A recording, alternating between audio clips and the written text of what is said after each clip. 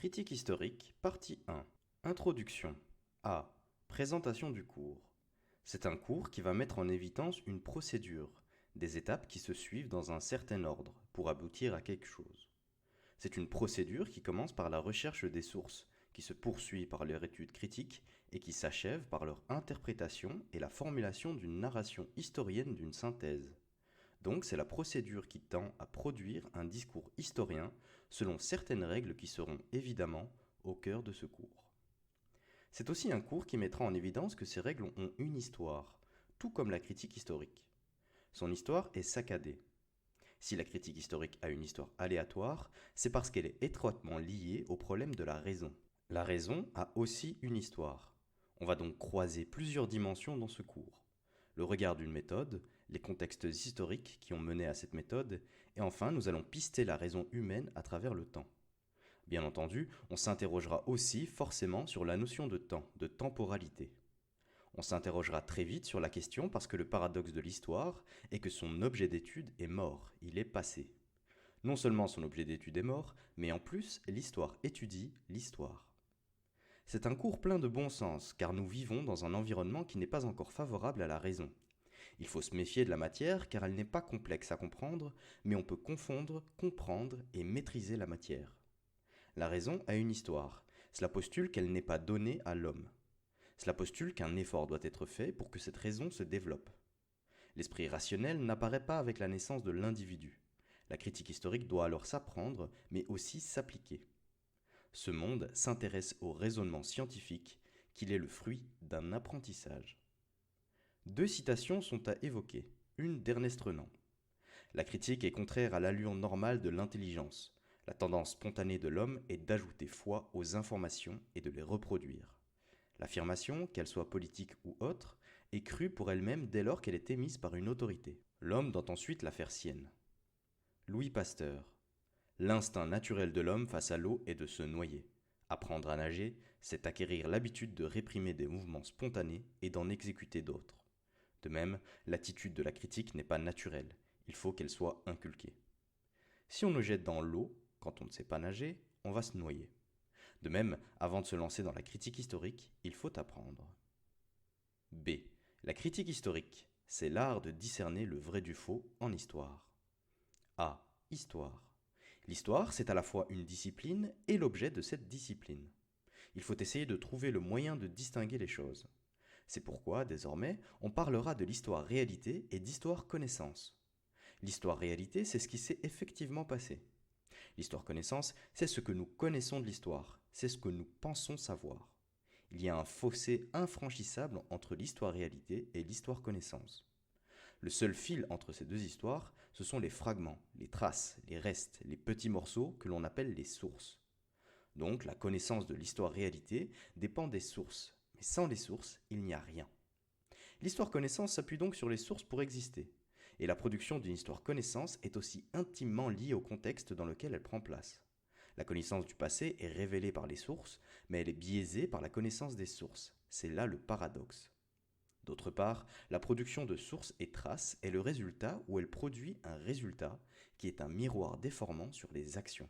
Le mot histoire désigne d'autres choses, comme une histoire à un enfant, faire des histoires. Le point commun est qu'il y a une sorte de présence du passé.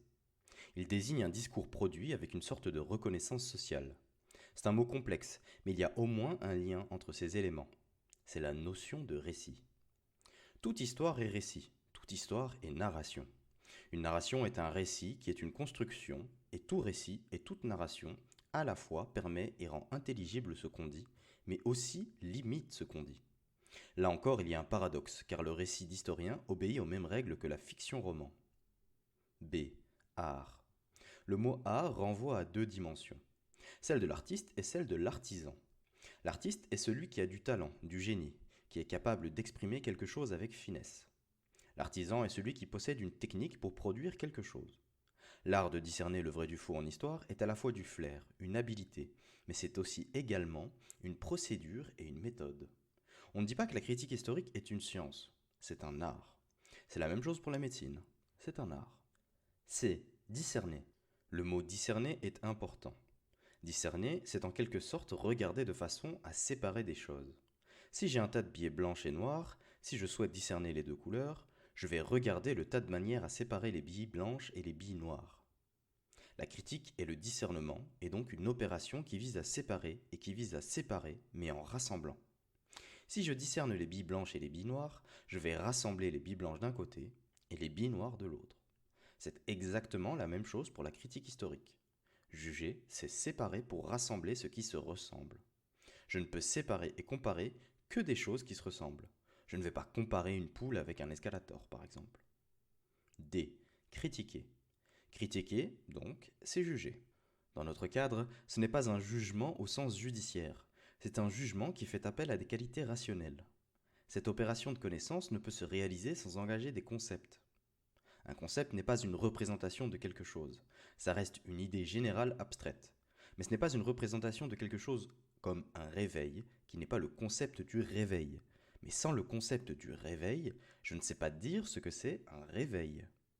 Ça veut dire que le discernement est une opération qui présente des paradoxes, et en particulier au niveau de la connaissance qui sera produite par cette opération.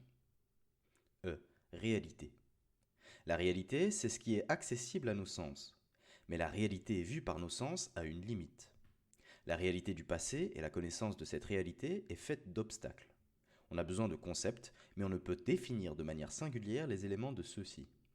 Le discours scientifique n'a rien à voir avec le discours pragmatique. Les sciences sont confrontées à la question de la nature des connaissances qu'elles produisent.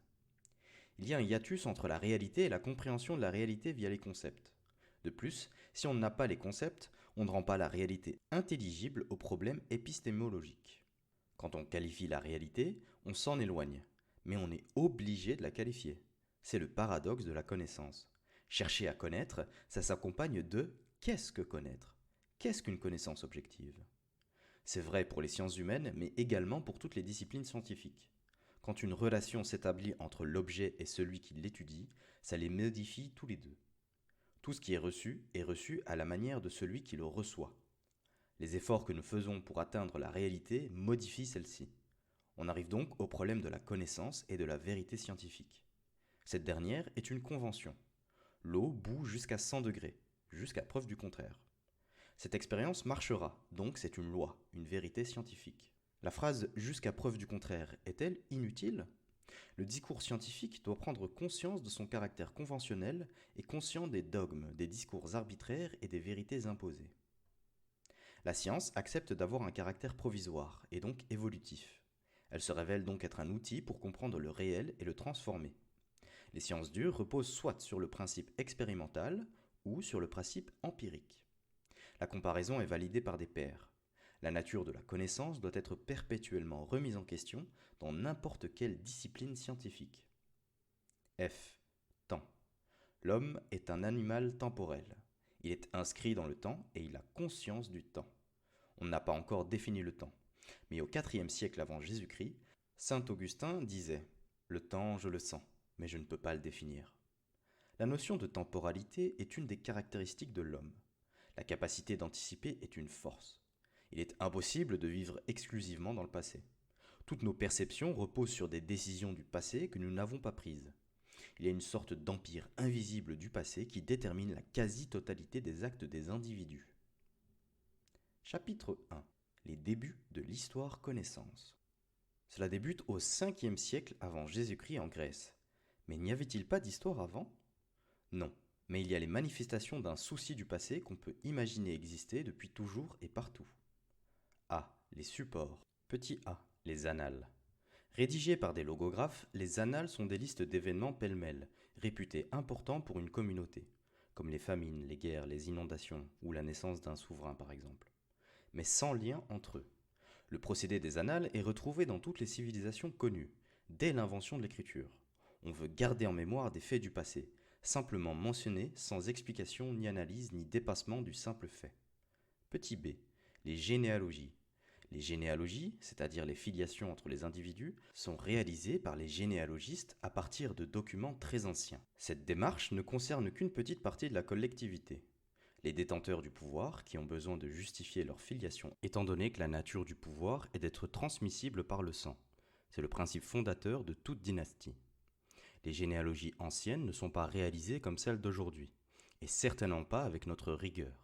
mais elles font pénétrer dans un temps mythique, s'éloignant d'une démarche historienne proprement dite. C. Les codes juridiques. Ces codes sont là pour organiser la vie sociale, mais ils contiennent toutes sortes d'allusions à des événements passés qui sont mélangés à des rituels utilisés pour légitimer les codes. Il y a les récits, les épopées, les éloges dans ces codes littéraires. Il y a un souci de démontrer quelque chose pour faire appel à un souvenir du passé, comme quand on glorifie le roi en rappelant tout ce qu'il a fait. Il y a aussi des textes religieux. Avec eux, le but est de transmettre un message religieux et non un message du passé. D. Les récits littéraires. Ce sont les épopées, les éloges, que l'on détecte très tôt dans les civilisations. On va les qualifier de littéraires et qui, effectivement, sont une rhétorique, où on a un souci de dénoter quelque chose. On manifeste un souci du passé pour le modifier. Petit e. Les textes religieux. Les textes religieux témoignent généralement d'une quête des origines, d'une temporalité de la nature. Donc, elles font intervenir des événements dans le discours religieux proprement dit. Par exemple, le texte de la Bible est rempli de soucis du passé et contient des personnages historiques et mythiques. S'il y a des références au passé, ce n'est pas pour produire un discours historien, mais pour appuyer un discours religieux et montrer les rapports entre Dieu et les hommes. La caractéristique de l'historiographie médiévale est de ne pas faire de différence entre le merveilleux et l'événementiel. Tout est relié de façon cohérente, d'où un discours qui n'a rien de scientifique, en dépit de son élaboration. Petit f. Les mythes. Le support le plus important sont les mythes. Ils sont puissants car ils ne sont pas de simples récits. Ce sont des cadres mentaux qui conditionnent la représentation du monde et de la société. Ce sont des grilles de lecture de la réalité. Ils ont perduré dans la Grèce antique, mais ça ne veut pas dire qu'ils ont supprimé tous les autres supports. Ils cohabitent juste. Le problème du mot mythe, c'est qu'il a pris une dimension péjorative. Mais à l'Antiquité, ils étaient fondamentaux. Les mythes présentent plusieurs critères. Ils sont intemporels, c'est-à-dire qu'ils ne s'intègrent pas à une chronologie dans leur narration, et c'est-à-dire qu'ils fonctionnent dans le temps. D'une certaine manière, ils sont anti-historiques, vu qu'ils sont intemporels. Si on n'avait que des mythes comme support d'apprentissage, ce dernier deviendrait insupportable. C'est aussi des modèles auxquels il fallait se conformer. Ils étaient des arguments politiques et philosophiques de première importance. Ils légitimaient le présent et confortaient une situation politique donnée. Il n'y avait pas d'humour dedans. Il veut être une explication globale et définitive. Il y a un lien entre les mythes et les philosophies de l'histoire. Petit g, les légendes. La légende témoigne elle aussi d'un souci du passé, mais contrairement au mythe, elle renvoie à un événement historique considérablement déformé. Moins puissamment persuasif que le mythe, la légende est aussi plus divertissante et contient parfois de l'humour. B. L'émergence de l'histoire-connaissance. Les historiens du passé parlent de miracles grecs pour évoquer le 5e siècle avant Jésus-Christ. Dans la lumière de la Méditerranée, il se passe effectivement quelque chose d'inédit, l'émergence de la rationalité. Cela touche tous les domaines de la société, la philosophie en particulier avec celle d'Aristote, la politique avec le développement de la cité, la médecine, etc. L'émergence de la cité s'accompagne d'une émergence de la raison. La raison est l'instrument idéal pour comprendre et maîtriser des phénomènes. La philosophie naît avec Socrate. Il s'intéresse à la morale dans les activités de la cité. Sur les plans scientifiques, se développe une recherche rationnelle basée sur l'observation plutôt que la spéculation. Le rationalisme gagne également les activités de la cité, de la politique, de la police, qui accentue l'appartenance d'un groupe à sa cité en renforçant les institutions politiques. On crée la notion d'homme citoyen, qui se sent concerné par le destin de sa cité, dans le présent et dans l'avenir. Chaque citoyen est important dans sa cité. Il y a un lien entre l'individuel et le collectif, et on en a conscience. C'est le rationalisme. Rationnel, c'est le mot avec lequel nous rentrons dans le 5e siècle avant Jésus-Christ en Grèce. Les historiens contemporains ont utilisé un terme pour qualifier cette époque, le miracle grec. Le miracle grec est donc une expression définissant les extraordinaires avancées intellectuelles, sociétales et culturelles survenues dans la Grèce antique durant le 5e siècle avant Jésus-Christ. C'est étrange, car s'il y a bien un terme qui ressort du vocabulaire religieux, c'est celui de miracle. Mais ce terme renvoyait à l'étonnement surgissant sur cette société passée du 5e siècle avant Jésus-Christ, car la société de cette époque connaît une révolution culturelle sans précédent. Un contexte particulier est propice à une série de mutations mettant en avant la rationalité, l'exercice du pouvoir de la raison, pour comprendre et conquérir le monde et le réel. L'utilisation de la raison humaine va ancrer l'homme dans la cité, donc dans ce qui était autrefois la tribu. La cité s'organise en Grèce au 5e siècle, en prenant la raison pour fondement, ce qui produit un essor général de ce qu'on appelle les sciences, qui sont des modes d'approche de la réalité pour la comprendre. Les sciences comprennent notamment la philosophie, avec un personnage comme Socrate, qui en quelque sorte ramène la philosophie sur Terre. Ce n'est pas pour rien qu'un des principaux soucis de Socrate, c'est la morale et la politique. Socrate ne se suicide pas par désespoir de ne pas comprendre le monde, il se suicide de trop comprendre son monde. Se développe aussi au 5e siècle une recherche fondée sur l'observation des phénomènes, et non plus tant sur la spéculation. La connaissance provient de l'extérieur, pas de l'intérieur. C'est à ce moment-là que le sentiment de la cité crée les citoyens. Le sentiment d'appartenance à une cité crée une citoyenneté, qui sous-entend que le statut de chacun est lié au statut de tous, et qui sous-entend qu'une cité continuera à exister après sa propre mort individuelle, que c'est déjà dans sa propre vie qu'il faut penser l'organisation future de la cité pour les générations suivantes. C'est la définition de la politique. C'est l'idée qu'on peut construire une organisation sociétale sans nécessairement en tirer profit de son vivant. Ce n'est pas sans rappeler le moteur de la construction des cathédrales, où ceux qui commençaient une cathédrale savaient pertinemment qu'ils ne verraient pas la fin des travaux, y compris ceux qui finançaient la cathédrale.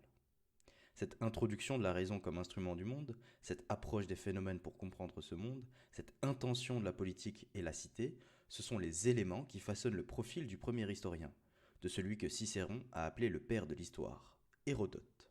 D. Hérodote. Le père de l'histoire incarne pour le domaine historien la diffusion de la rationalité dans la société grecque. Les différents historiens de l'Antiquité que nous allons épingler nous permettent de tracer le profil de l'historien et celui de l'histoire-connaissance à travers leur individualité. On situe l'existence d'Hérodote entre 484 et 425 avant Jésus-Christ. Né en Asie mineure, il est dans son enfance contemporain des guerres médiques qui opposent les Perses aux Grecs. Ces derniers emportent finalement la victoire. Hérodote fera des guerres médiques l'objet de son histoire, plus exactement de son enquête, un mot qui se dit historie en grec. Ce mot devient une fonction, l'histor, l'enquêteur. On ne pouvait choisir meilleur mot pour illustrer la démarche d'Hérodote, qui se veut objective et fait confiance au sens. Petit a, l'opsis et l'assoé. Deux dimensions émergent de son enquête, l'opsis et l'assoé. Opsis donne optique, voir. Hérodote se déplace pour mener une enquête, se rend sur les lieux concernés par l'histoire des guerres médiques, les observe, prend connaissance des coutumes des habitants, des documents, etc. Sa démarche peut donc être qualifiée d'opérative. Quant à l'assoé, il donne acoustique, entendre. Hérodote écoute les récits des témoins pour rédiger son histoire. Plusieurs éléments liés à sa démarche illustrent la révolution qu'il incarne, en dépit de bien des défauts. Petit b, les causes. Si Hérodote veut voir et entendre, c'est parce qu'il veut connaître les causes des événements pour les maîtriser. Or, la recherche de ces causes, c'est le propre de l'histoire explicative, qui vise à comprendre par les causes. Hérodote fonde ainsi une histoire explicative où la causalité est au cœur de sa problématique, ce qui constitue une nouveauté radicale par rapport aux formes d'expression du souci du passé décrit précédemment.